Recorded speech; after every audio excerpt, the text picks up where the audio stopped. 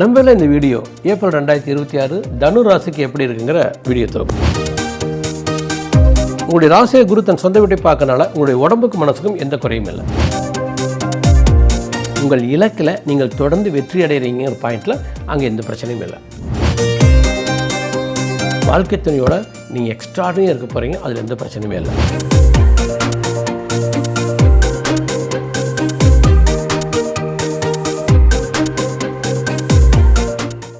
வணக்கம் நம்பளே, நான் உங்கள் ராதன் பண்டிட். நம்பள இந்த வீடியோ ஏப்ரல் 2026 தனு ராசிக்கு எப்படி இருக்குங்கிற வீடியோ தொகுப்பு. மனதை எண்ணங்களை ஃபோக்கஸ் பண்ணி இலக்கிய நோக்கிய பயணத்திற்கு நான் உங்களுக்கு பயன்படுவேன். நம்ம இந்த வீடியோவில் சுகஸ்தானத்தில் உங்களுக்கு சூரியன் செவ்வாய் சனி சேர்க்கை, இது ஏப்ரல் 14 வரைக்கும்.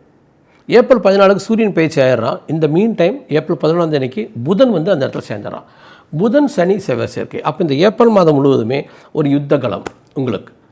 அப்போது உங்களுடைய ராசியை குரு தன் சொந்த வீட்டை பார்க்கறனால உங்களுடைய உடம்புக்கு மனசுக்கும் எந்த குறையும் இல்லை. உங்கள் உடல் ஃபிசிக்கல் ஃபிட்னஸ் என்னை பொறுத்த வரைக்கும் அரௌண்ட் 100% நன்றாக இருக்க வாய்ப்பு இருக்குது. முயற்சி பண்ணால் 100% தாண்டலாம். அதையும் தாண்டி உங்களோட உடம்பு ஏதாவது தொந்தரவு இருக்குது அப்படின்னா உங்களுடைய தசாபுத்தி, உங்களுடைய ஜாதகம் அதை பாருங்கள். அதில் என்ன சரி பண்ணால் சரியாக இருந்தால் சரி பண்ணிவிட்டு நீங்கள் போய்க்கும். அடுத்த பாயிண்ட் மனசு. மனதை பொறுத்த வரைக்கும் உங்களுடைய நட்சத்திராதிபதி ஒரு வேளை மூல நட்சத்திரம் வந்தால் 9ஆம் வீட்டில் கேது, உங்களுடைய பூரட நட்சத்திரம்னா சுக்கன் 5, 6. அதுபோக நீங்கள் வந்து உத்திராடம் 1ஆவது பாதம் வந்தால் சூரியன் வந்து 4ஆம் வீட்டில். மனது ஆசிலேட் ஆக வாய்ப்பு இருக்குது. ஆனால் குரு பார்வை அப்போ ஒரு மடங்கு 2 மடங்கு 100% 200% மனது தெளிவாக இருக்கிறதுக்கு வாய்ப்பு இருக்குது. ஆனால் இந்த 100% 200% தெளிவெல்லாம் ஒன்றுக்குமே பயன்படாது. ஜஸ்ட் உங்கள் வாழ்க்கையை திரும்ப ரொட்டேட் பண்ணுறதுக்கு பயன்படும். இங்கே உலகத்தில் மனது அறிவு, அதாவது மன தெளிவுடைய போட்டி தான் நடந்துகிட்ருக்குது. மன உறுதி மன தெளிவு இருக்கும் ஜெயிச்சிட்ருக்கிறான். அப்போது நீங்கள் ஒரு 50 மடங்கு 100 மடங்கு மன தெளிவுக்கும் மன உறுதிக்கும் வரணும். அது எப்படி? அது தியானத்தில் சாத்தியம், ஜாதகம் பார்க்கல சாத்தியம், அது வீட்டில் நிம்மதியாக மகிழ்ச்சியாக இருக்கிற சாத்தியம், அது நம்பிக்கை தைரியத்தில் சாத்தியம். இதெல்லாம் எது உங்களுக்கு சாத்தியம்னு பாருங்கள். அல்லது நல்ல அஸ்ட்ராலஜர் பாருங்கள், அல்லது எனக்கு மேல் பண்ணுங்கள். நான் உங்களை கைட் பண்ணுறேன். இந்த வருட கடைசிக்குள்ளார ஒரு 5 to 10 மடங்கு ஜெயிக்கிறதுக்கான வாய்ப்பு இருக்குன்னா உங்கள் அறிவினால், உங்களுடைய ஆள் மனதினால் 100 மடங்கு கூட ஜெயிக்க முடியும். அந்த வல்லமை நமக்கு வழங்கப்பட்டிருக்கு. அதை எப்படி ஃபோக்கஸ் பண்ண நான் உங்களுக்கு சொல்லித்தரேன். அப்போது மனதை உயர்த்துக்கொள்ள வேண்டிய அவசியம் நமக்கு இருக்குது. 2 சனி வந்து உங்களுக்கு 4ஆம் வீட்டில் வாக்குவாதங்கள் ஏற்படுறதுக்கும் சில ஆர்குமெண்ட்ஸ் வர்றதுக்கும் வாய்ப்பு இருக்குது. ஆனால் அதே சமயத்தில் அந்த 3 இருக்கிற ராகு உங்களை கான்ஸ்டண்ட்டாக ஜெயிக்க வைப்பான். உங்கள் இலக்கில் நீங்கள் தொடர்ந்து வெற்றி அடைகிறீங்கிற பாயிண்டில் அங்கே எந்த பிரச்சனையும் இல்லை. அப்போ இலக்கில் வெற்றி அடைகிறீங்க அப்படிங்கிற பாயிண்ட்டு, அந்த ராகுவுக்கு குரு பார்வை, அது ஒரு மகாலட்சுமி யோகம், அது ஒரு விபரீத ராஜயோகம், அது ஒரு பெருத்த நிம்மதி, பெருத்த வெற்றி, புது மனிதர்கள், புது வாழ்க்கை, லைஃப் அழகாக எடுத்துகிட்டு போகுது. நிறைய பயணங்கள் கிடைக்குது, இரவு நேரங்கள் நன்றாக இருக்கிறது மாதிரி எடுத்துகிட்டு போகுது. இந்த சுகஸ்தானத்தில் இருக்கிற சூரியன் செவ்வாய் அந்த சனி பங்குனியினுடைய எண்டு, அதன் பிறகு ஈவன் இந்த ஏப்ரல் ஃபுல்லாக என்ன அர்த்தம்னா சந்தோஷமாக இருக்க முடியாதுன்னு தோணுது, நிம்மதியாக இருக்க முடியாதுன்னு தோணுது, சொத்து விருத்தில் சிக்கல் வரலாமோன்னு தோணுது, சுகத்தில் உங்களுடைய சுகம் அதில் சிக்கல்கள் வரலாம். இப்போ என்னுடைய ஐடியா, அம்மா உடல் சந்தோஷம், மன சந்தோஷம், இதில் சிக்கல்கள் வர்றதுக்கு வாய்ப்பு இருக்குது. அப்போ நீங்கள் அவசியம் இதையெல்லாம் அவாய்ட் பண்ணிடுங்க. அதாவது சந்தோஷம் கிடைக்காது, ஆனால் பணம் கிடைக்கும், வெற்றி கிடைக்குன்னா focus on your money and success. இதில் சந்தோஷத்தையே நீங்கள் ஃபோக்கஸ் பண்ணுறீங்க. இந்த மாதத்தில் ஏப்ரல் மாதத்தில் தனு ராசிக்கு சந்தோஷம் இல்லை. ஆனால் நீங்கள் படிக்கிற பொண்ணு, என் பொண்ணு தனு ராசி, நான் அவளுக்கு என்ன சொல்லுவேன், focus on your studies, focus on your future, focus on your success. சாப்பாடு டேஸ்ட்டாக எல்லாம் போகலாம், ஒழுங்காக தூக்கம் வராமல் போகலாம், டிஸ்டர்ப் ஆகலாம். ஆனால் இது எதிர்காலத்துக்கு நல்லது. அதே டைமில் 4ஆம் வீட்டில் சூரியன் செவ்வாய் சனி இதெல்லாம் சேர்ற பொழுது வெளி உலகத்தில் மொத்த குளோபலும் ஒரு வாப்ளிங்கில் இருக்கும். இந்த ஈரான் போர் எனக்கு தெரிஞ்சு சரியாக முடியாது. அது ஏதோ ஒரு பெரிய சிக்கல் உருவாயிடுச்சு. யார் மேலே தப்பு, இந்த அரசாங்கம் அந்த அரசாங்கம் பேசுகிறதுக்கு பதிலாக இந்த நிலை ஈரான் வார் அவங்க காம்ப்ரமைஸ் ஆவாங்கன்னு தோணலை. தொடர்ந்து அவருடைய தலைவர்கள் கொல்லப்படுறாங்க. இஸ்ரேல் அதை ஸ்டாப் பண்ணுறதா இல்லை. அவங்களுடைய ஸ்கோப்பு தலைவர்கள் தலை வெட்டி எறிஞ்சிட்டால் இந்த உடம்பு முண்டமாயிரும். அதுதான் அந்த அந்த அந்த ராஜாங்கம். ஆனால் ஈரான் பொறுத்த வரைக்கும் அவங்க தலைவர்கள் எமர்ஜ் ஆகிட்டே இருப்பாங்க. அடுத்தடுத்த கட்டத்துக்கு அவங்க தயாராகிட்டே இருப்பாங்க. மொத்த ஈரானும் அழிந்தால் ஒழிய அந்த ஈரான் அழியும்னு எனக்கு கூட தோணலை. அப்போ ஈரானை அழிக்கலாம் அப்படிங்கிற ஒரு தன்மை இஸ்ரேல் கைவிடணும், அவங்க விட மாட்டாங்க. அப்போ இஸ்ரேலுக்கு யூஎஸ் கொடுக்குற சப்போர்ட்டு அவங்க ஸ்டாப் பண்ண மாட்டாங்க. அப்போ இந்த வார், இந்த சூரியன் செவ்வாய் சனி சேர்க்கை சுகஸ்தானத்தில் இந்த ஒரு மாதத்தில் ஒரு பெரிய தவறான இம்பேக்டை கொடுத்துரும். அது ஏதாச்சும் நியூக்ளியர் பாம் டைப்லையா அல்லது வேறு ஏதாச்சியா ஒரு லட்சக்கணக்கான பேர் சாக போகிறாங்களா, அது ஒரு சைடில் அந்த ஈரான் இஸ்ரேல் மட்டுமே பாதிக்கப்படுறதில்ல, அந்த கல்ஃப் கண்ட்ரிஸில் மொத்த பொருளாதாரம் பாதிக்கப்படுது. அங்கேருந்து ஆயில் வெளியே வரப்போகிறதில்ல. இப்போ நான் நேற்று நைட்டு என்ன கேள்விப்படுறோம், அந்த ஈரானில் 85% கரண்ட் சப்ளை தரக்கூடிய ஒரு இடம் தாக்கப்பட்டுருச்சு. இப்போ இதே மாதிரி ஈரான் கல்ஃப் கண்ட்ரிஸில் எல்லாத்தையும் தன்னுடைய இலக்குக்கு பக்கத்தில் இருக்கிற எல்லா நாட்டையும் அடித்தா மொத்த கல்ஃப் கண்ட்ரிஸும் இருட்டுக்குள்ளார போயிடும்.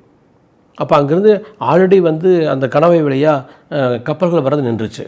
அப்போ நம்மளுக்கு இங்கே எரிபொருள் கிடையாது, அப்போ பெட்ரோல் கிடைக்கல, ஆயில் கிடைக்கல, நாம் எப்படி பை ரோடு நம்ம ட்ராவல் பண்ண போகிறோம்? அப்போ எல்லாம் ஒர்க் ஃப்ரம் ஹோம் மாற போகிறோமா? அப்போ ஒர்க் ஃப்ரம் ஹோமை மாறும்போது நம்முடைய வசதி வாய்ப்பு என்னாகும், தொழில் வாய்ப்பு என்னாகும், லாபம் என்னாகும், வெற்றி என்னாகும்? ஸோ இந்த ஸ்ட்ரெஸ் உலகத்துக்கு கிடைக்கிற பொழுது நீங்கள் உங்கள் எதிர்காலத்தில் ஃபோக்கஸாக இருக்கும், உங்கள் எதிர்காலத்தில் பயணத்தை நன்றாக இருக்கும். ஏன்னா இங்கே குழந்தை நன்றாக இருக்காங்க, பெயர் புகழ் மரியாதை நன்றாக இருக்குது, நீங்கள் முயற்சித்தால் நல்ல இடத்துக்கு போகலான் இருக்குது, நீங்கள் டிஃபெண்ட் பண்ணலாம், கடன் வாங்கலாம், கடன் கொடுக்கலாம், ஒரு போட்டியில் கலந்து கொள்ளலாம். எதிரி பற்றி நினைக்காது, என்றைக்குமே எதிரி நினைக்கக்கூடாது. நானே பாருங்கள், ஒரு சில பேர் எதிரின்னு நினச்சிட்டேன் சில வாரங்கள், அப்புறம் அதுலேருந்து வெளியே அவங்கள மறந்துட்டேன். அது மாதிரி என்றைக்குமே யாரையுமே எதிரியை பார்க்கக்கூடாது. நீங்கள் யாரை மறந்தாலும் மன்னித்தாலும் அவங்க உங்கள் வாழ்க்கையில் இருக்க மாட்டாங்க. ஸோ அந்த எதிரியை மறந்துடணும் அல்லது மன்னிச்சாலும் ஆட்டோமேட்டிக்காக அந்த எதிரி அழிஞ்சிருவான். ஏன்னா நம்ம யாருக்கு என்ன செஞ்சோமோ செய்கிறோமோ அது நம்மளுக்கு அப்படியே நடக்கும். திருவள்ளுவர் என்ன சொல்கிறாரு, பிறர்க்கின்னா முற்பகல் செய்யும் தமக்கின்னா பிற்பகல் தாமே வரும்னு நினைக்கிறேன் அந்த திருக்குறள். அப்போ நம்ம முன்னால் என்ன ஒருத்தருக்கு பண்ணமோ அது நம்மளுக்கு அப்படியே வரும் ஆக்சுவலி. ஸோ அப்போ பல பேர்த்துக்கு தீமை செய்த ஒரு ஆள் என்னவா பீஸ் ஆயிடுவான். அப்போ அந்த மாதிரி நம்மளுடைய எதிர்ப்பு போட்டி பொறாமைக்குள்ளாரில் நம்ம போயிட்டுருக்கூடாது. அதெல்லாம் விட்டு போட்டு நீங்கள் எப்படி ஜெயிக்கணுங்கிற வழியில் போங்க. கடன் கிடைக்கும், கடனை அடைக்கலாம், பணத்தை ரொட்டேட் பண்ணலாம். இதெல்லாம் உங்களுக்கு நன்றாக இருக்குது. அடுத்தது பாயிண்ட்டு போகிறக்கு முன்னால் நம்பர்களே, என்னோடய யூடியூப் சேனல் சப்ஸ்கிரைப் பண்ணிட்டு பெல் பட்டன் கிளிக் பண்ணிட்டு என்னோட ட்ராவல் பண்ணும்.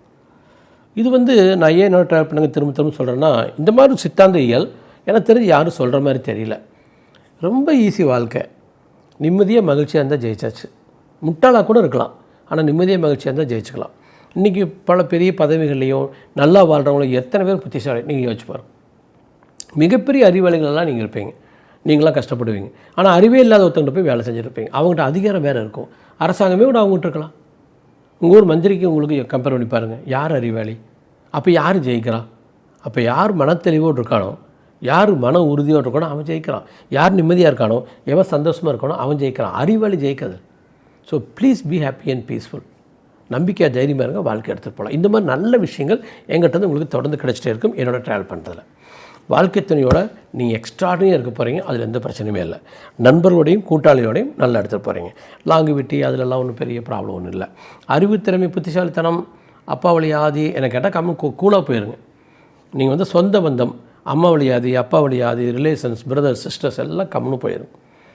இங்கே ஒரே ஃபோக்கஸ் தொழில் லாபம், பணம், வெற்றி.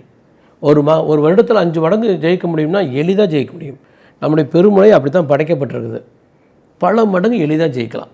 5 மடங்கு 10 மடங்கு இருந்துங்க நம்மளுடைய பெருமொழி பவருக்கு முன்னால் ஒரு 4 லட்சத்தில் ஒன்றுங்க ஆக்சுவலாக, இல்லை 7 லட்சத்தில் 1, 7 லட்சத்தின் ஒரு பங்கு அப்படிங்கிறது 10 மடங்கு.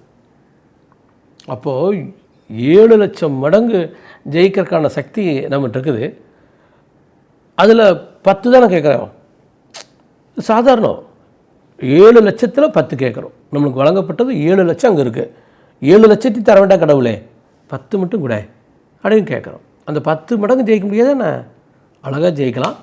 மெயில் பண்ணுங்கள், நாம் டிஸ்கஸ் பண்ணலாம். இந்த இக்கட்டான சூழ்நிலை அடுத்த ஒரு வருஷத்துக்கு ஈஸி இல்லை, கிட்டத்தட்ட 2020க்கு சமமாக இருக்குமோன்னு தோணுது. அது அதோட மோசமாக கூட இருக்கலாம். கடவுள் புண்ணியத்தில் எதுவுமே நடக்க வேண்டாம், எல்லாம் சரியாகட்டும்னு வேண்டிக்கும். நன்றி அம்மாளே.